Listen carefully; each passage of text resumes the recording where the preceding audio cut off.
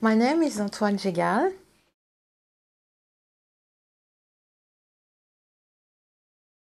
And what is your speciality? My specialty, I'm a researcher and author. I'm from 20 years in Egypt, and I'm specialized in Egypt, of course. And also, I'm president of an organization which is gizaforhumanity.org, and we go worldwide to find all the pyramids everywhere in the planet. And tell me a little bit about your current research. Where are you particularly looking right now? Well, my current research is always in Giza Plateau, but I'm well known for my research about the second Sphinx, because there is a second Sphinx in front, the one everybody knows. And I'm working with Egyptian Egyptologists, and we found the place of the second Sphinx in front of the other one, the other side of the Nile. And we are writing a book. I'm writing a book actually with Egyptian geologist, Dr. Barakat, about that discovery and research. And how old do they think this second Sphinx is? Is it contemporary with the first, or is it older? Oh, yes, it's contemporary, but it was built completely differently. Okay. Yes, it was a mud brick Sphinx. Yes, because it was a masculine and a feminine one. Okay. Yeah. And does this one have the head of a lion?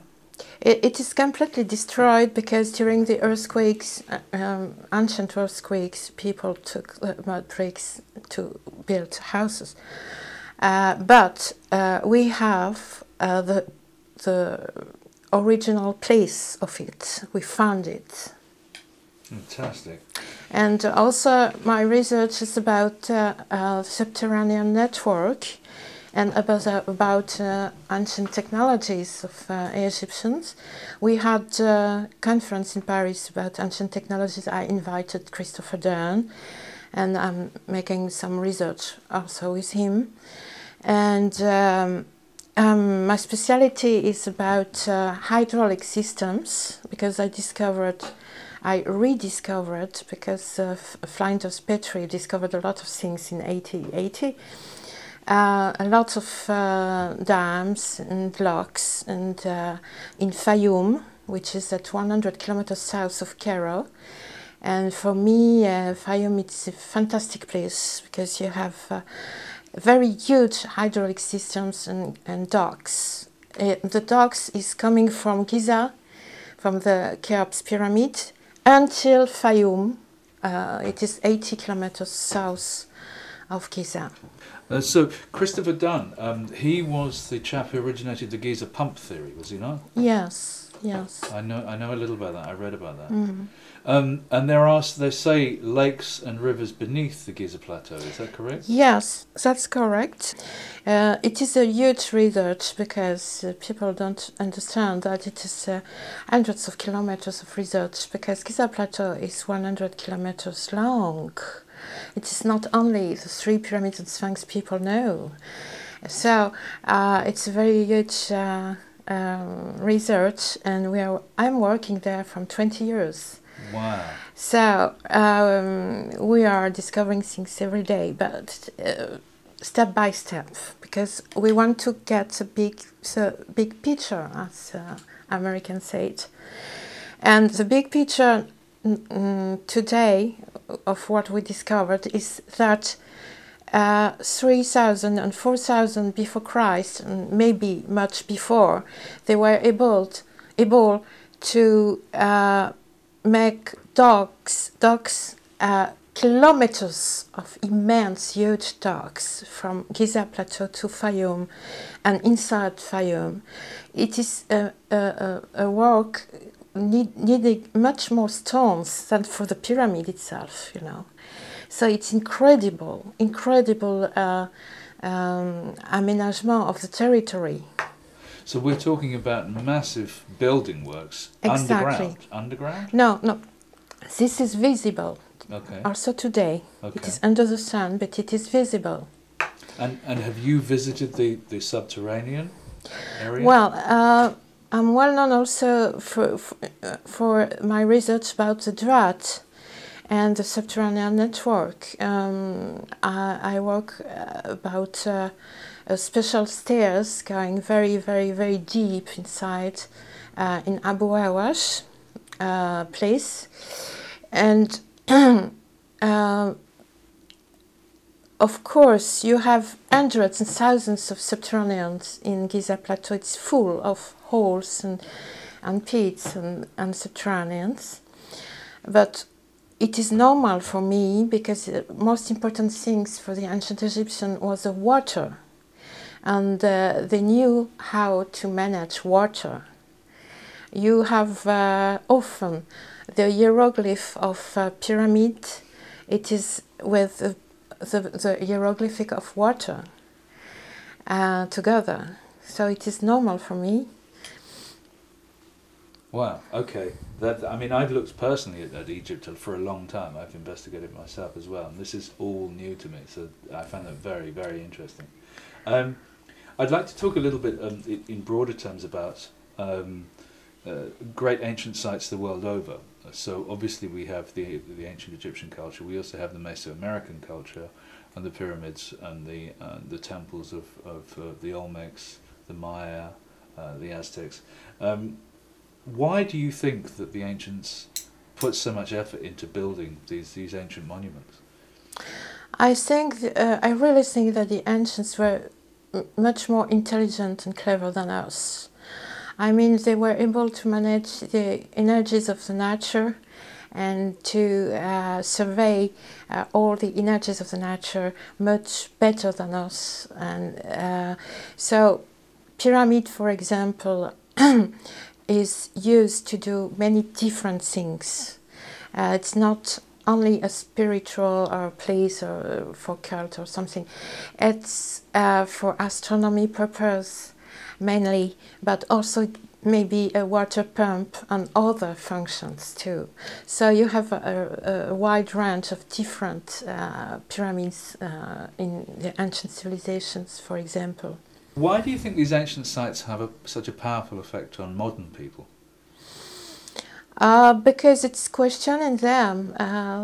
They don't know. They suddenly, those years, they discovered that you have so many ancient monuments everywhere. For example, you have pyramids everywhere on this planet. So they are asking themselves why. It's very strange. They don't know why. We try to answer. And as I said, pyramids have many functions. So. And do you think that they're leaving messages for us modern people, their descendants? A part of the yes, I think yes, because many ancient civilizations knew about the change of the earth. So the Egyptian, for example, knew perfectly that sometimes the earth is changing. And you get flood and big storms, etc. And they studied it very much, and they knew that it is all the time coming. So they knew when, and because they were very, very strong to an astronomy. And they know that you have signs in the skies indicating that something is happening. So they wanted to show to the people, so take care because it's coming every while. But you can perfectly do with it, because the monuments are still there. Why do you think the sun and the stars and the moon were so important to the builders, to the ancient builders? I think it's important for everybody in this planet. It's very important because for the measurements, for example, the first thing for the measurements is to make measurements to know where is the sun, where is the stars, etc. It is the first step for civilization. Yes, very much so, and perhaps also to help us to know when these things were built. Exactly, also, of course. And how do you think that they were able to cut these huge stones, to lift them, to move them, to make these... There are many theories. For the moment, I think we don't have the good theories for that. So it is not my expertise, the cutting of stones. Okay. But I can say to you, for the ancient monuments you were telling, that, for example, Sicilian pyramids are very interesting to learn about it because they were built around the volcano Etna. All the hundreds of pyramids around the volcano Etna. This is very interesting. And in my team we have physicists, and they said, we know why, we discover why it is built around the volcano. And because it is against the lava coming. There are special things, but for that you have to see my conference. Okay. And I think this is an example of why it is so important to study ancient knowledge, because it indicates us very important things for our present and future. Because you see the Iceland volcano, what it's doing now, and we don't know what to do to stop that. I think the ancient knew how to stop the lava, for example, because we have the example with the Sicilian pyramids. So for that, that is a small example of why it is so important to study ancient things. So, do you think it would be safe to say that the ancients at some point had a greater understanding of technology than we do today? I think that they had a greater understanding of the energy of nature. Right. For that, because they can manage things better than us. We need a lot of technology to do things. I think they did not need all that technology to do the same things. So, and many of these sites are aligned over vast distances. Yeah. Some cases, across great seas. Do you think they were surveying? Do you think they were looking for lines? And if so, why do you think they might have been doing that?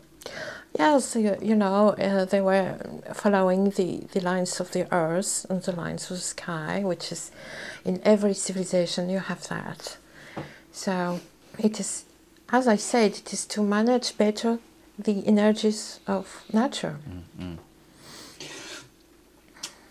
Why do you think that archaeologists and more orthodox academic institutions are so resistant to some of these new ideas?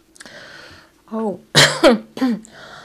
I don't think they're so resistant. I think their resistance is because a lot of people, a lot of researchers, alternative researchers are without background, serious background for them. To study ancient civilization and monuments. And sometimes it is true, but sometimes it is not so true, and it is not needed in every case. For example, I studied at the university during 7 years, and I went out to do my own research without hierarchy or whatever, so I am completely free. But I think also it's very difficult to them to accept a change of paradigm and the datation, because datation is the main problem for the academics, so it's difficult. There's many archaeologists suggest and continue to claim that many of these monuments are not as old as they in fact now are looking as though they are. Well, if we took, for example, the Egyptian pyramids, we took the datation they did for the Great Pyramid, for example, it is incredible because you found that they took samples in very easy places to take on the pyramid, but all the pharaohs made restorations from hundreds of years. So the sample of mortar they take can be of a pharaoh very modern, I can say.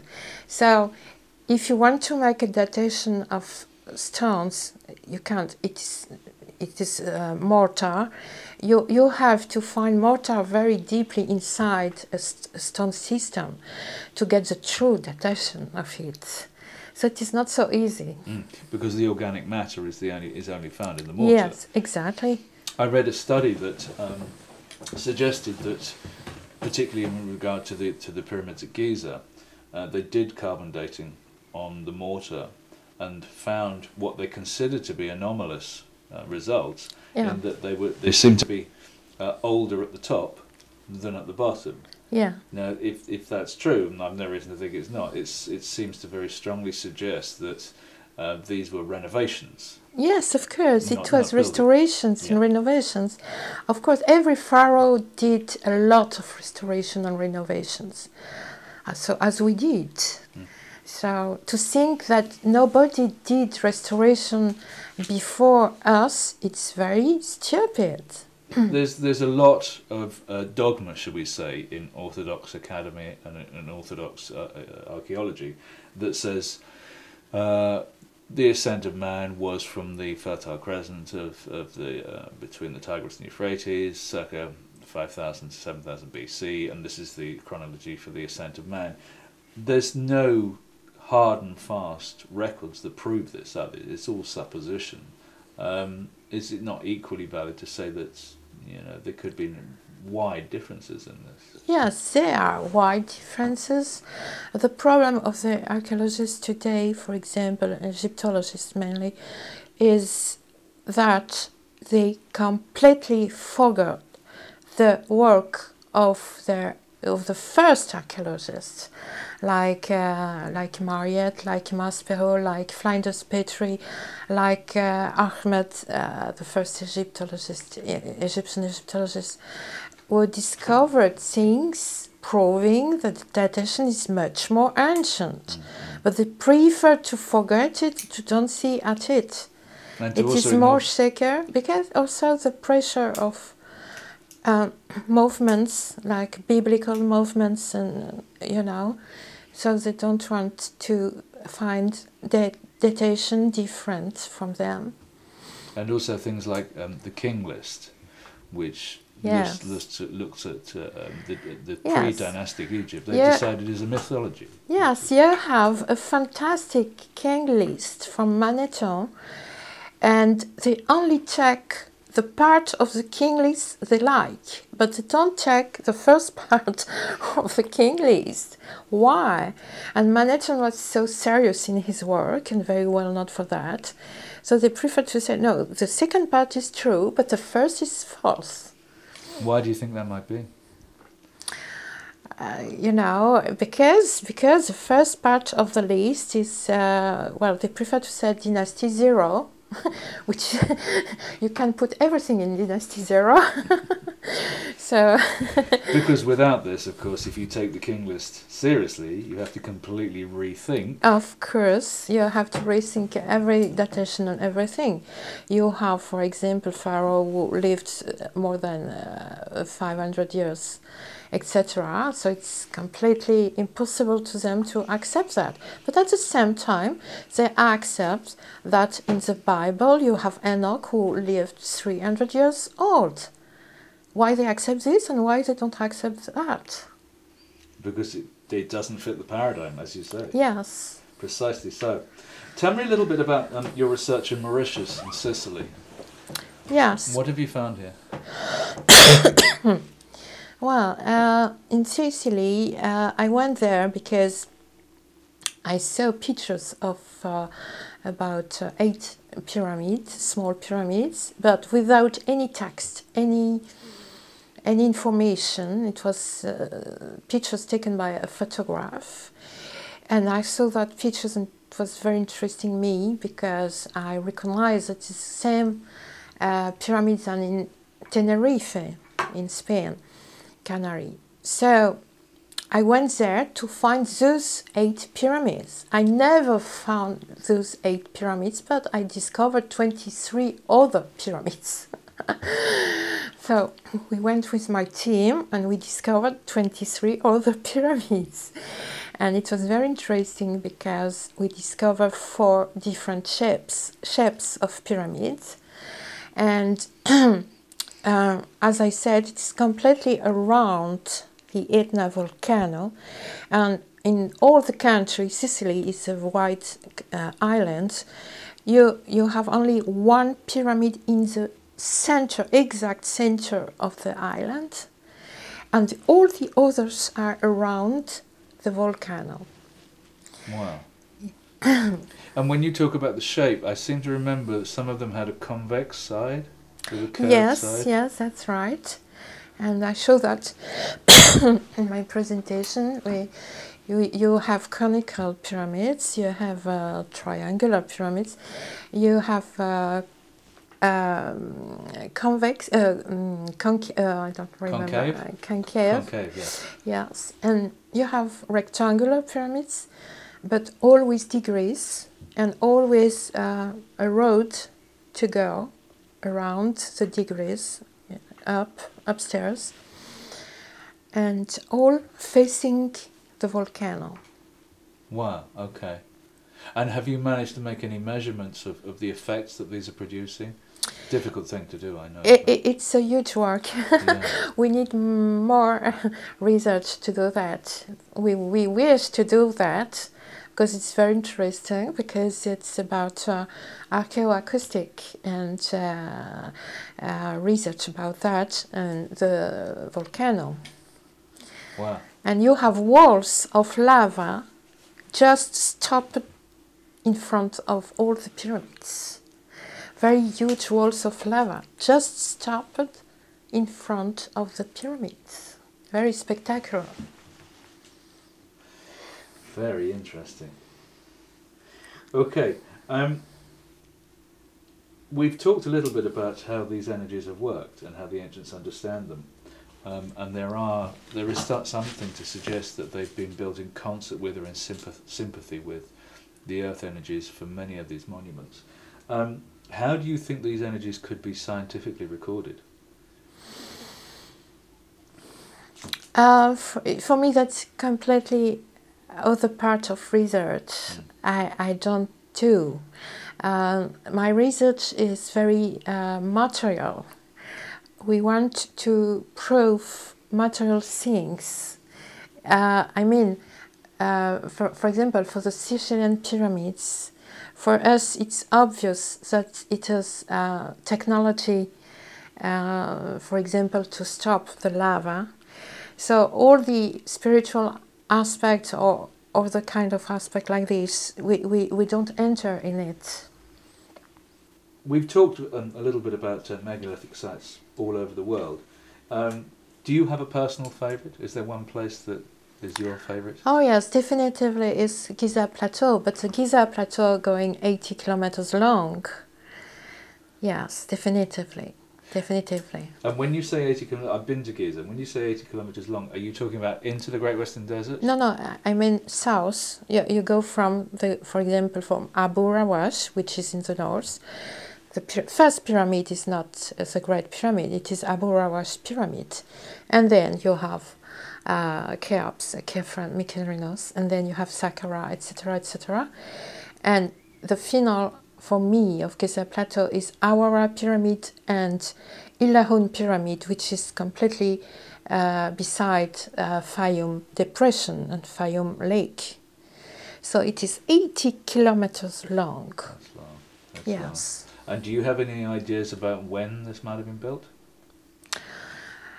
For the dogs, for example, of the model, it's very, very ancient, but we have problems of datation, of course. It's very difficult to find exactly. Because they would have us believe it's Second Kingdom Old Dynasty, 2000 no, BC. It's much more older than that, much more older than that. Do you want to put a number on it? Oh no, it's difficult for me. I know that it's much older than 7,000 years old. That's all I can say. Wow. Okay. Antoine Gigal, thank you very much. Thank you.